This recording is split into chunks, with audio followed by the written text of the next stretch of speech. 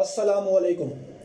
आज की मेरी ये वीडियो CSS कम्पिटिटिव एग्जामिनेशन के बारे में है और ये मेरी CSS के बारे में दूसरी वीडियो है।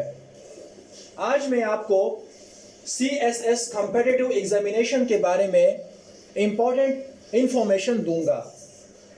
तो अपनी वीडियो में स्टार्ट करता हूँ। सबसे पहले आप लोगों ने ये जानना है कि CSS कम्पिटिटिव एग्जामिनेशन कौन कंडक्ट करता है। ये जो एग्जामिनेशन है, इतना इंपॉर्टेंट एग्जामिनेशन है, इसको कंडक्ट कौन करता है, इसकी मैनेजमेंट कौन करता है। हुकूमत पाकिस्तान, गवर्नमेंट ऑफ पाकिस्तान ने ये जिम्मेदारी किसको दी है। तो ये बात हमेशा याद रखें, the CSS exams are conducted and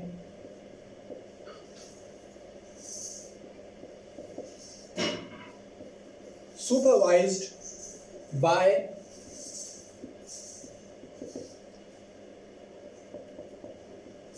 Federal Public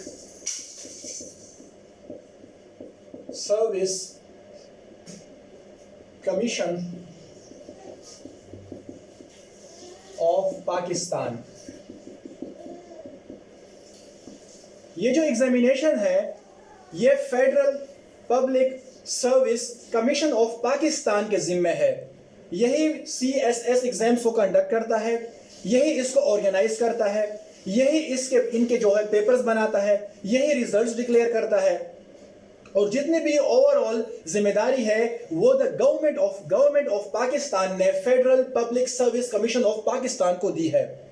ये इदारा जो है CSS के बारे में आपको जितनी रूल्स अगर आपने जानना है कि rules of CSS, examinations of CSS, आपने बाकी मालूमात लेनी है कि मतलब सब्जेक्ट्स के बारे में कि एग्जाम्स कब होंगे, कौन कौन से सब्जेक्ट्स इसमें आते हैं, तो आपको तमाम मालूमात जो है वो federal public service commission of Pakistan देगा।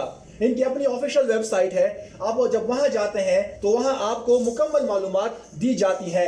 तो आप FPSC की वेबसाइट पर जब जाएं तो वहां पर आपको CSS कॉम्पिटिटिव एग्जामिनेशन की तमाम मालूमात दी जाएंगी।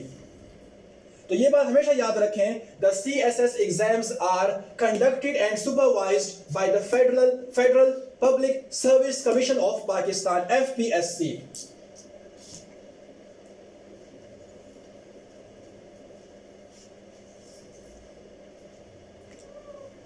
इनकी जो वेबसाइट है वो भी आप लोग नोट कर लें। इनकी जो वेबसाइट है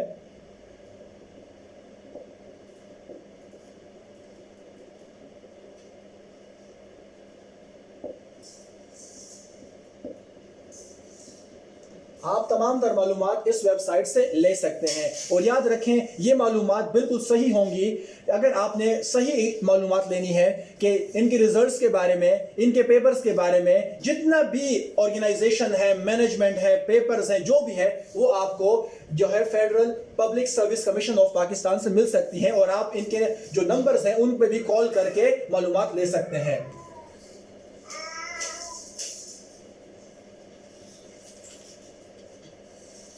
अब यह है कि CSS एग्जाम्स जो हैं वो कब होते हैं, ये बात भी याद रखें कि CSS exams are held every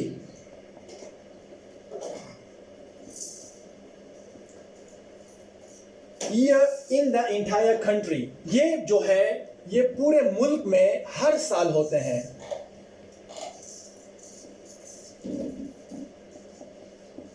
CSS exams are held every year in the entire country। ये पूरे मुल्क में हर साल होते हैं। मतलब यह है कि साल में एक बार CSS competitive examination होता है। अब जो है इसमें इस जो competitive examination है इसमें क्या क्या होता है, क्योंकि आपको पता होगा कि the CSS competitive examination is the biggest examination of Pakistan for recruiting bureaucrats। ये सबसे बड़ा, सबसे बिगेस्ट जो है वो कॉम्पिटिटिव एग्जामिनेशन है। तो इसमें क्या क्या होता है ये भी जरा समझ लें, द कॉम्पिटिटिव एग्जामिनेशन shall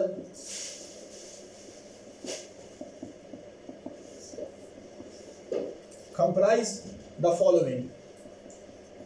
इसमें क्या क्या होता है, इसका क्या प्रोसीजर है और उसमें क्या क्या हमें देना पड़ेगा। सबसे पहले इसका होता है रिटन एग्जामिनेशन।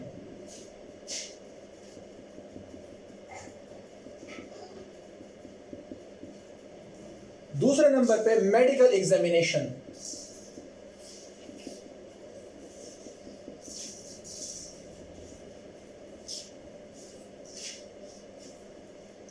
उसके बाद होता है साइकोलॉजिकल असेसमेंट।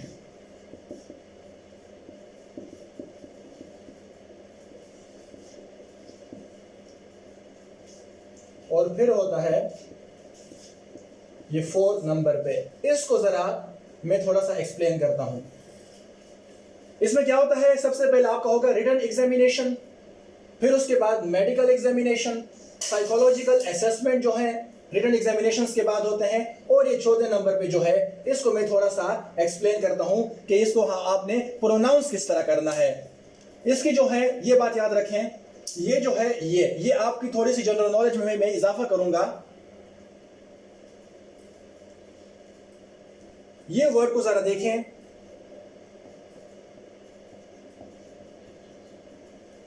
ये याद रखें, ये वर्ड जो है ये लैटिन फ्रेज है, और इसका जो है मतलब क्या है, इसका मतलब है ओरल एग्जाम, ये हम कह सकते हैं ओरल टेस्ट। अब इसको प्रोनाउंस हम किस तरह करेंगे, 4 तरीकों से, ये याद रखें। 4 तरीकों से हम इसको प्रोनाउंस कर सकते हैं। सबसे पहले है वाइवा वोसी। एक तरीका है वाइवा वोसी। दूसरा तरीका जो है, एक ये तरीका हो गया वाइवा वोसी। दूसरे तरीके से हम कह सकते हैं वीवा वोसे। वीवा वोसे एक है वाइवा वोसी, दूसरा है वीवा वोसे। तीसरा तरीका भी इसका है, वो है वाइवा वोची। वाइवा वोची। चौथा तरीका जो है वो है वीवा वोचे। वीवा वोचे। 4 तरीके हैं, वाइवा वोसी, वीवा वोसे, तीसरा जो है वाइवा वोची, और चौथा वीवा वोचे। तो ये इसको आप मुख्तलिफ तरीकों से प्रोनाउंस कर सकते हैं। तो ये 4 जो है किस्म के एग्जाम्स होते हैं, written examination, medical examination, psychological assessment और viva वोसी।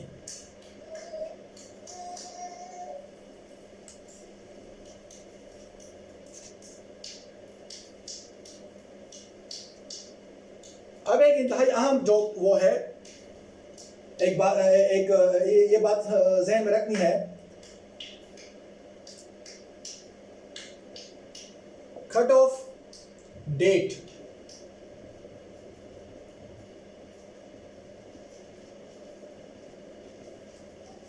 Cut off date for determining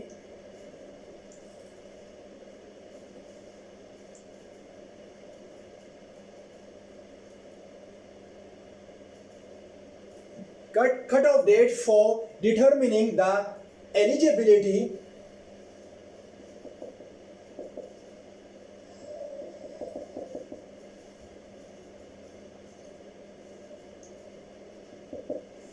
जो जब ये आप एग्जाम्स देते हैं तो आपकी जो एज है, आपकी क्वालिफिकेशंस जो है, वो उसके लिए उन्होंने एक डेट मुकर्रर की हुई है कि इस डेट तक आपकी एज जो है वो इतनी होनी चाहिए। उसके बाद जो है वो फिर जो है जो आपकी जो एज वो काउंट करते हैं, जो आपकी एज काउंट करते हैं या आपके क्वालिफिकेशंस को जब वो काउंट करते हैं तो उनको लिए उन्होंने एक मखसूस डेट रखी हुई है, और उसको हम कहते हैं cut off date for determining the eligibility. इसमें क्या होता है, आपकी एज को देखा जाता है। The cut off date for determining the eligibility of the candidate in terms of age, qualifications, domicile etcetera, वो कितनी होनी चाहिए? वो जो है shall be the 31st day of December.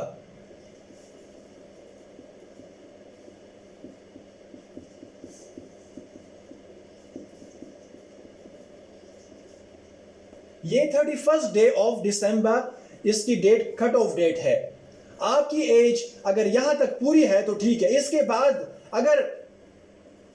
बाद जो है अगर यहां तक पूरी है तो फिर आप एग्जाम्स दे सकते हैं। लेकिन अगर 31st डे तक कोई प्रॉब्लम आती है ऑफ दिसंबर तक, तब आप फिर एग्जाम्स नहीं दे सकते, या एज में आती है या क्वालिफिकेशंस में आती है या डोमिसाइल में, मतलब बाकी जो जितने भी रूल्स हैं।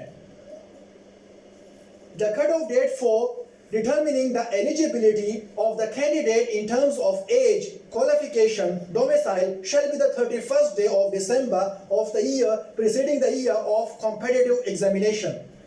अब ये देखें, इसके लिए एक्सप्लेनेशन अगर आप दूं, फॉर कॉम्पिटिटिव फॉर एग्जाम्पल अगर आप देखें, फॉर competitive examination 2019,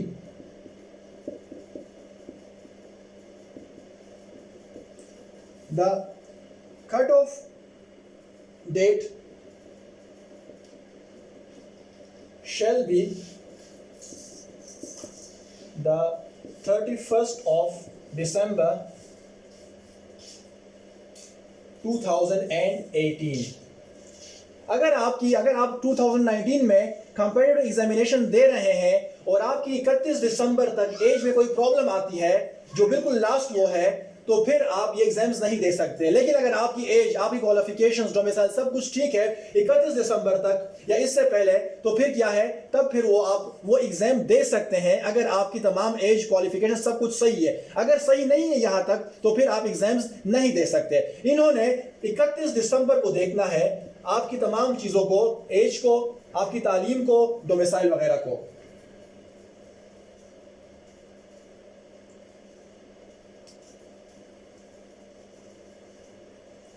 इसके लिए थोड़ा सा मैं वजाहत कर दूं। फॉर एग्जाम्पल आपका एग्जाम्स जो है, फॉर एग्जाम्पल 2022 का एग्जाम, हम एक एग्जाम्पल मैं आपको देता हूं। 2022 आपका एग्जाम्स जो है वो फॉर एग्जाम्पल जून में हो रहा है। जून में होता नहीं है, लेकिन वैसे मैं आपको एग्जाम्पल दे रहा हूं समझाने के लिए। जून 2022 में हो रहा है। अब आपकी जो एज है वो मार्च में 30 साल से ऊपर हो जाएगी, 30 साल से ऊपर हो जाएगी, लेकिन मार्च 2022 में। लेकिन 31 दिसंबर 2021 तक आपकी एज 30 ईयर्स से कम है, तब आप एग्जाम्स दे सकते हैं कि नहीं? फिर आप एग्जाम्स दे सकते हैं, क्योंकि इन्होंने जो डेट रखी है, आपने 31 दिसंबर 2021 तक जो है आपकी एज 21 और 30 साल के बीच में होनी चाहिए। 21 साल से कम नहीं और 30 साल से ज्यादा नहीं होनी चाहिए। अगर यहां पर आपकी एज सही है, 30 साल से कम आ रही है, तो फिर क्या होगा? तब आप एग्जाम्स दे सकते हैं, चाहे वो एग्जाम मार्च में हो, चाहे वो एग्जाम अप्रैल में हो, चाहे वो मई में हो, चाहे वो जून में हो, चाहे वो जिस महीने में हो। आपकी एज इस तारीख को काउंट की जाएगी 2021 और 31 दिसंबर को। अब फॉर एग्जाम्पल आपकी एज जो है 31 दिसंबर 2021 तक पूरी नहीं हो रही, वो जो है वो ज्यादा शो हो रही है, चाहे वो एक दिन ही क्यों ना हो। अगर वो एक दिन भी ज्यादा है 30 साल से, या एक दिन भी कम है 21 साल से, तब आप एग्जाम्स नहीं दे सकते, चाहे वो एक दिन ही क्यों ना हो। तो 31 दिसंबर 2021 तक आपकी एज, आपका डोमिसाइल, आपकी क्वालिफिकेशंस जो है वो सब क्लियर होनी चाहिए।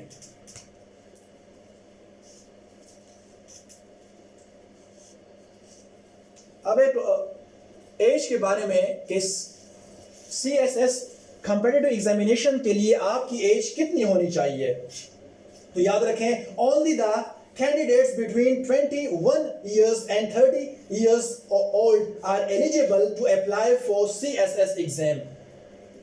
21 years कम से कम, ये कम से कम है, और 30 years आप इसके बीच में है। मैक्सिमम 30 इयर्स अगर एज है, या जो 30 ईयर्स से ज़्यादा नहीं होनी चाहिए और 21 साल से कम नहीं होनी चाहिए, तब आप एग्ज़ाम नहीं दे सकते। लेकिन अगर आपकी उम्र 22 साल है, 23 साल है, 28 साल है, 29 साल है, फिर आप जो है वो एग्ज़ाम्स दे सकते हैं। 21 ईयर्स से कम नहीं होनी चाहिए और 30 ईयर्स से ज़्यादा नहीं होनी चाहिए। No candidate shall be eligible for admission to the competitive examination unless he is neither below the age of 21 years nor above the age of 30 years on the cut-off date। अब ये भी मैंने अभी बात की है कि 31 दिसंबर तक जो इन्होंने कट ऑफ डेट रखा हुआ है, यहां तक आपकी जो है आपकी रिक्वायरमेंट जो है ये इतनी होनी चाहिए। 30 साल से ज्यादा नहीं होनी चाहिए 31 दिसंबर तक, और 21 साल से कम भी नहीं होनी चाहिए 31 दिसंबर तक। इसके बाद अगर आप यहां पर पूरा उतरते हैं एज के लिहाज से, तो चाहे एग्जाम्स मतलब 2 महीने बाद हो, 3 महीने बाद हो, 4 महीने बाद हो, किसी प्रॉब्लम की वजह से वो एग्जाम लेट हो जाए, तब आपका 31 दिसंबर तक ही आपकी एज काउंट की जाएगी।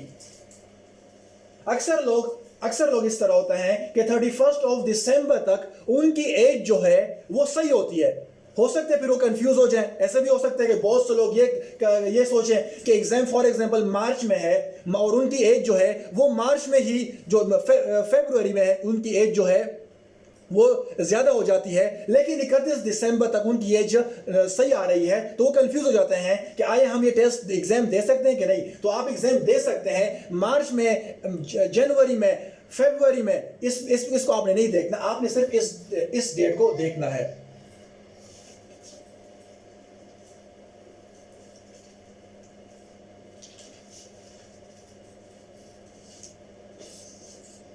अब जो है ये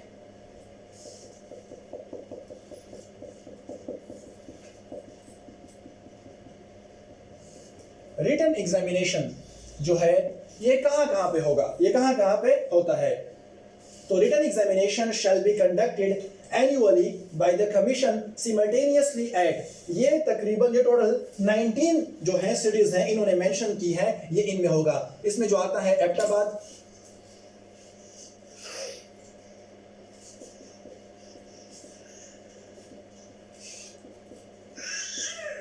बहावलपुर,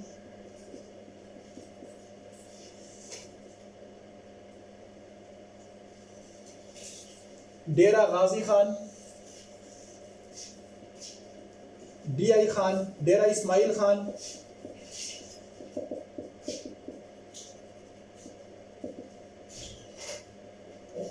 फैसलाबाद, गिलगित,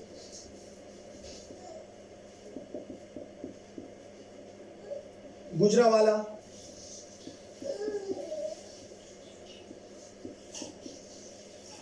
हैदराबाद,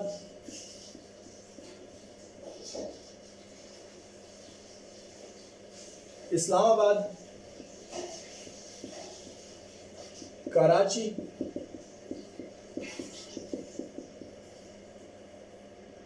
लाहौर लड़काना,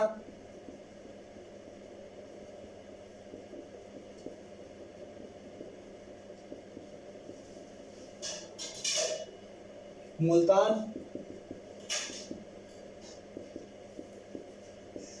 मुजफ्फराबाद,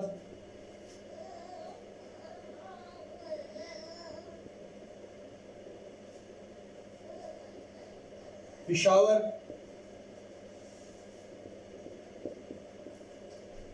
क्वेटा,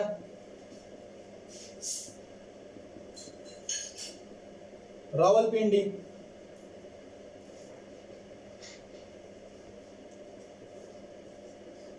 सरगोदा,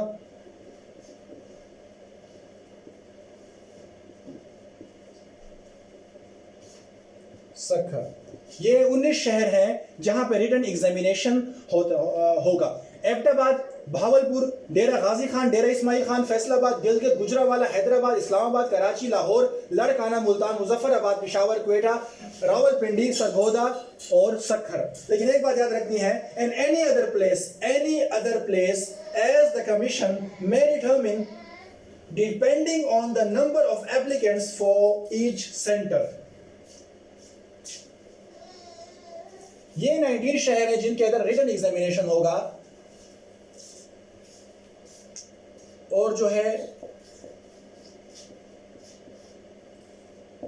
वाइवा वोसी जो है वो होगा depending on the number of applicants the viva voce shall be held at Islamabad,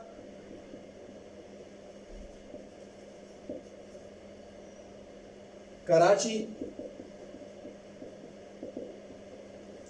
Lahore, Multan, Peshawar, Quetta. Viva voce जो होगा वो इस्लामाबाद, कराची, लाहौर, मुल्तान, पेशावर एंड क्वेटा। ये मैंने नाम इसलिए लिखे हैं ताकि आपको मुकम्मल मालूमात दे सकूं। मेरा जो है वीडियो का मकसद यही है कि आपको मुकम्मल मालूमात मिल सकें, ताकि जो लोग जिन शहरों में रह रहे हैं उनको पता हो कि आया उनके शहर में CSS एग्जाम्स होते हैं या नहीं। मेरी ये वीडियो आज की ख़त्म होती है। इंशाल्लाह अगली वीडियोस में मज़ीद मालूमात दूंगा CSS कॉम्पिटिटिव एग्जामिनेशन के बारे में। अस्सलामु अलैकुम।